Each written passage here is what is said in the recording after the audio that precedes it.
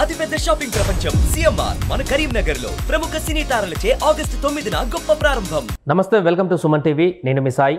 ఆంధ్రప్రదేశ్లో ఇప్పుడు ఎమ్మెల్సీ ఉప ఎన్నికకు సంబంధించిన చర్చ హడావిడి హీట్ అయితే కొనసాగుతుంది. విశాఖ స్థానిక సంస్థల ఎమ్మెల్సీ ఉప ఎన్నికకు సంబంధించి అటు వైసీపీ నుంచి ఇటు టీడీపీ నుంచి బరిలోకి దిగుతున్నారు. అక్కడ ఎవరు గెలుస్తారు ఏంటి అనేటువంటి విషయానికి సంబంధించి కూడా సర్వత్రా ఉత్కంఠ నెలకొంది. దీనికి సంబంధించి మనం మాట్లాడదాం. మనతో పాటు Suman TV news chief editor Keshav గారు ఉన్నారు. సార్ నమస్తే. సో ఉప ఎన్నిక ఎమ్మెల్సీ క్లియర్ కట్గా కూటమి అధికారంలో ఉంది. పూర్తిగా అందరు ఎమ్మెల్యేలు కూడా వారికి ఉన్నారు. ఈజీగా గెలుస్తుంది అనుకున్న సందర్భంలో అక్కడేదో కొంత డౌట్ కొడుతున్నట్టు కనపడుతుంది. సో ఈ ఉప ఎన్నికకు సంబంధించిన అప్డేట్స్ ఏంటి? ఉప ఎన్నికకి షెడ్యూల్ వచ్చేసింది.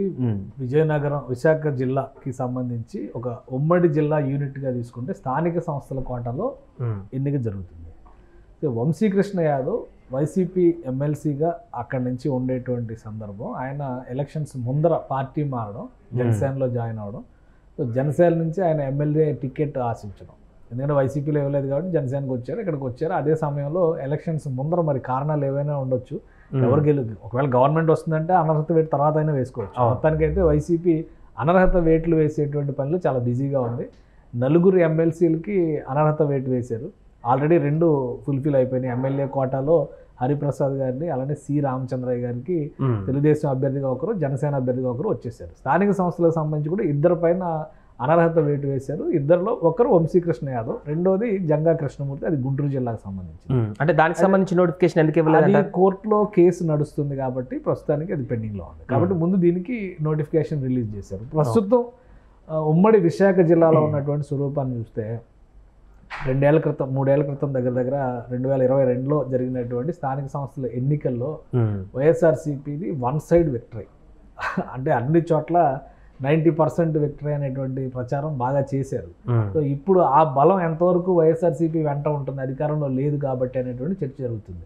సో వెంటనే వైసీపీ అధినేత జగన్మోహన్ రెడ్డి విశాఖపట్నం పైన ఫోకస్ పెట్టారు. జిల్లాలో ఉన్నటువంటి ప్రజాప్రతినిధులు అందరినీ పిలిపించుకున్నారు. అలానే కార్పొరేషన్కి సంబంధించి విశాఖ జీవీఎంసీకి సంబంధించినటువంటి కార్పొరేటర్లు, మున్సిపాలిటీలకు ఉన్నటువంటి కార్పొరేటర్లు, వీళ్ళందరినీ కూడా పిలిపించి వరుసగా 2 రోజుల నుంచి ఆయన భేటీలు అవుతున్నారు. ఇవాళ ఒక డిక్లరేషన్ కూడా వెలువరించారు. వైఎస్ఆర్సీపీ విశాఖ జిల్లా ఎమ్మెల్సీ అభ్యర్థిగా బొత్స సత్యనారాయణ పేరుని ఖరారు చేశారు. సో మాజీ మంత్రి, విజయనగరం జిల్లాలో బలమైనటువంటి ముద్ర వేసినటువంటి రాజకీయ కుటుంబం. ఆయన భార్య బొత్స ఝాన్సీ విశాఖ ఎంపీగా మొన్న ప్రయత్నించి ఓటమి పాలయ్యారు. సో ఈ పరిస్థితిలో బొత్సని బరిలో దింపాలనేటువంటి కన్క్లూజన్ వైఎస్ఆర్సీపీ ఇచ్చింది. కాబట్టి దానికి కావాల్సినటువంటి వ్యూహ రచన జరుగుతుంది. ప్రత్యర్థి ఇంకా డిసైడ్ కాలేదు కాబట్టి, ఎందుకంటే ఇప్పుడు తెలుగుదేశం, జనసేన, బీజేపీ నుంచి ఒకరిని బరిలో నిలపాలి. ఎవరిని నిలుపుతారు, ఏ పార్టీ నిలబెడుతుంది, అది కూడా వంశీకృష్ణ యాదవ్ జనసేనలోకి వెళ్ళారు. కానీ అభ్యర్థి ఎవరు వస్తారు, ఇప్పుడు టీడీపీ నుంచి వస్తారా, బీజేపీ నుంచి వస్తారా, జనసేన నుంచి వస్తారా, ఇది క్లారిటీ రావాలి. తర్వాత ఎవరిని అభ్యర్థిగా పెడతారు, అది క్లారిటీ రావాలి. ఎందుకంటే మొన్న ఎమ్మెల్యే కోట ఎమ్మెల్సీల భర్తీ సమయంలో 2 ఖాళీలు, సి రామచంద్రయ్య గారు వైసీపీ నుంచి ఈ పార్టీలోకి వచ్చారు. మహమ్మద్ ఇక్బాల్ ఆయన కూడా పార్టీ నుంచి బయటకు వచ్చారు. ఆయన ఆల్మోస్ట్ 4 సంవత్సరాలు టెన్యూర్ ఉండగానే వీళ్ళు బయటకు వచ్చారు. సో వీళ్ళకి ఇమీడియట్గా ఇందులో ఒక అడ్జస్ట్మెంట్ జరిగింది. జనసేన, టీడీపీ పంచుకొని చెరొక సీట్లో ఎమ్మెల్సీలని నిలబెట్టుకున్నారు. కాబట్టి ఇప్పుడు వంశీకృష్ణ యాదవ్ వాళ్ళిద్దరూ తెలుగుదేశంలో చేరారు.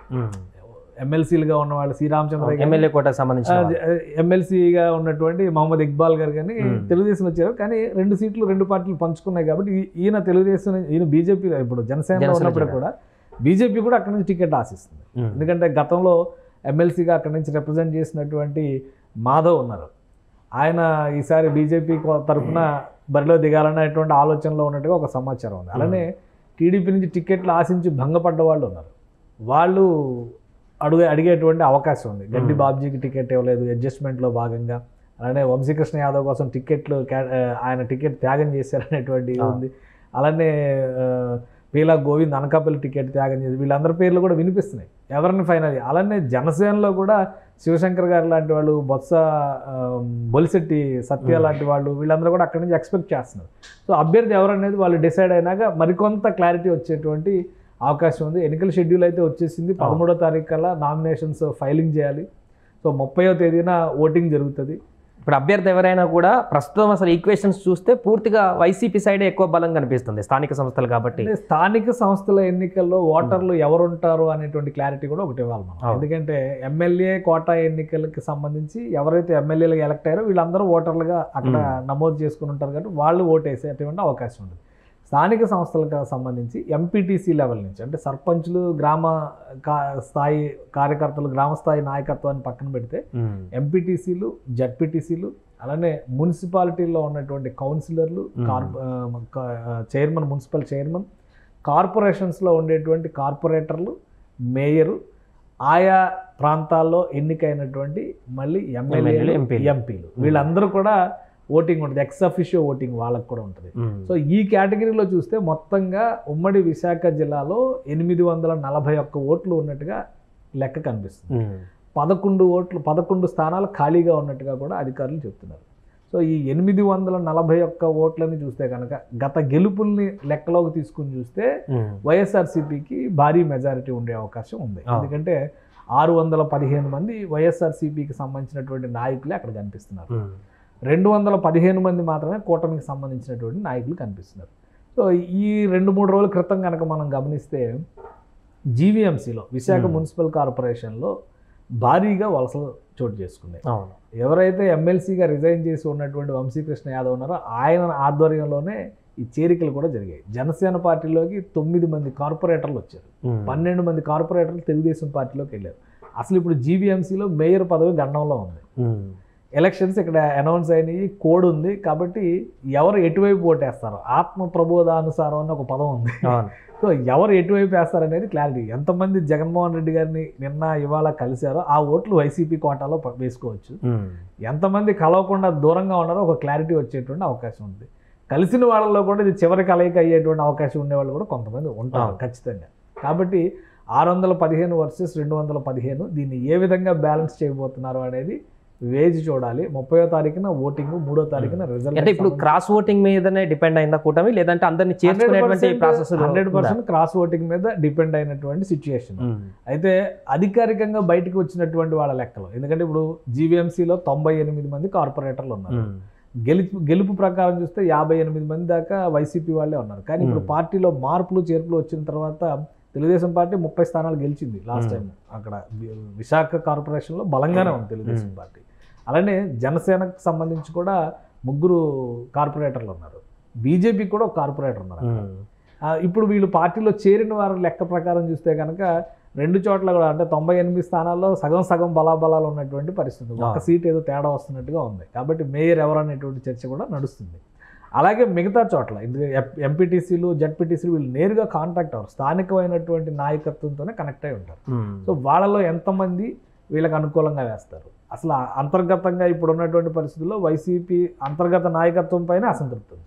కాబట్టి క్రాస్ ఓటింగ్ కూడా అవకాశం ఉంది. పార్టీ మారి ఓటింగ్ చేసేవాళ్ళు, క్రాస్ ఓటింగ్ చేసేవాళ్ళు వీళ్ళ మీద ఎక్కువ డిపెండ్ అయ్యి రిజల్ట్ ఉండేటువంటి అవకాశం ఉంది. అందుకనే రాజకీయంగా సీనియారిటీ ఉండి బలమైనటువంటి కుటుంబం నుంచి, అంటే ఆ రాజకీయంగా బలమైన కుటుంబంగా ముద్ర ఉన్నటువంటి బొత్స ఫ్యామిలీ నుంచి డైరెక్ట్గా బొత్స సత్యనారాయణ, ఆయన ఎమ్మెల్యేగా ఓడిపోయారు కాబట్టి మొన్న ఆయన్నే బరిలోకి దింపారు. సో గెలిపించుకునేటువంటి బాధ్యత ఇప్పుడు బొత్స సత్యనారాయణ గారి మీద ఉంటుంది. ఆ లోకల్ పాలిటిక్స్ తెలిసినటువంటి వ్యక్తులు కాబట్టి ఒక బలమైనటువంటి నాయకుడిని 10 రోజులు ముందరగానే డిసైడ్ చేశారు. 13వ తారీఖు లాస్ట్ డే ఫర్ నామినేషన్స్.